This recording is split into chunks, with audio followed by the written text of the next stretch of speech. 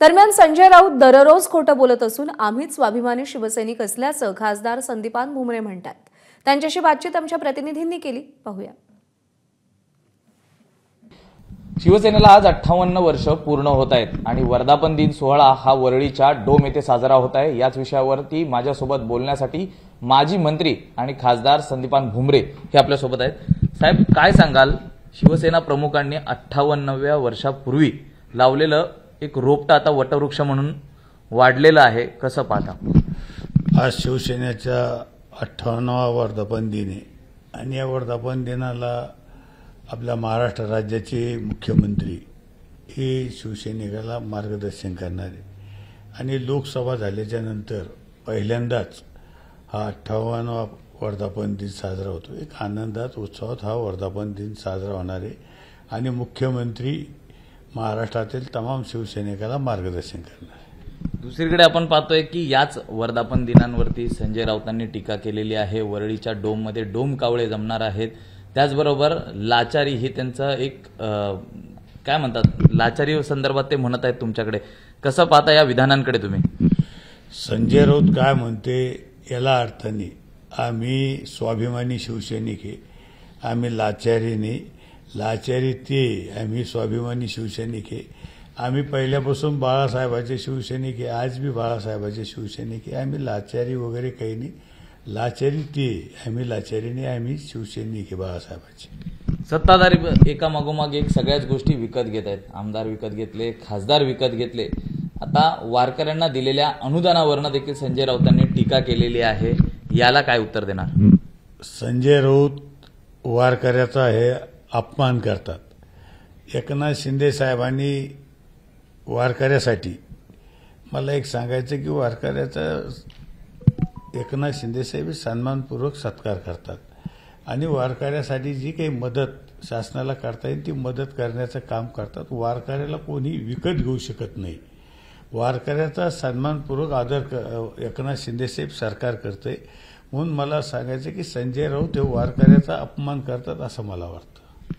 एकूणच नुकत्याच कोस्टल रोडचं पाहणी ही मुख्यमंत्र्यांनी केली आणि त्यानंतर नागरिकांसाठी तो खुला करण्यात आला, मात्र यावरनं ठाकरेंनी टीका केलेली आहे। कुठेतरी व्हीआयपी कल्चर त्या ठिकाणी चालू आहे। 6 नंतर सर्वसामान्यांसाठी तो रस्ता बंद होतो, मात्र कुठले व्हीआयपी आली की तो रस्ता खुला केला जात आहे, याला काय उत्तर देणार? नाही, मला एक सांगायचं की हा जो रस्ता आहे कोस्टल रस्ता, हा दिवसभर सर्वसामान्य माणसासाठी हा चालू आहे आणि रात्रीच्याला अजून काही काम थोडंफार चालू आहे, त्याच्यासाठी हा रात्रीच्याला रस्ता कोस्टल रस्ता बंद आहे। त्याच्यामुळं मला एक सांगायचं की हा रस्ता हा सर्वसामान्यासाठी, हा रस्ता वाहतुकीसाठी एक चांगला रस्ता, पर्यायी रस्ता हा झालेला आहे। पर्यायी रस्ता झाला, ट्रॅफिक कमी झाली तरी त्यांना सहन होत नाही, म्हणून मला सांगायचं की संजय राऊत रोज सकाळी 9:30-9ला उठल्याच्या नंतर काही ना काहीतरी टिप्पणी चालू असते। आपण मला असं वाटतं की संजय राऊत आपण जास्त लक्ष दिलं नाही पाहिजे। दुसरीकडे आपली जबाबदारी ही आता वाढलेली आहे, विधानसभेतनं थेट आता लोकसभेत आपण जाणार आहात।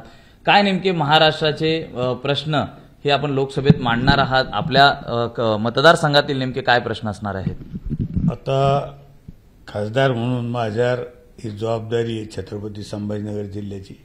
नुसतं छत्रपती संभाजीनगर जिल्हाच नाही तर महाराष्ट्रातले जे काही प्रश्न असतील, जिल्ह्यातले प्रश्न असतील, जे काही प्रश्न समोर येतील आणि जे काही मूलभूत सुविधा आहे ह्या मांडण्याचा मी तिथं प्रयत्न करेल। एक शेवटचा प्रश्न आहे, महायुती ही बाहेरून जरी म्हटलं की एकजूट आहे तरी अनेक कुजबूज ही महायुतीत देखील पाहायला मिळते, नाराजी नाट्य हे देखील पाहायला मिळते।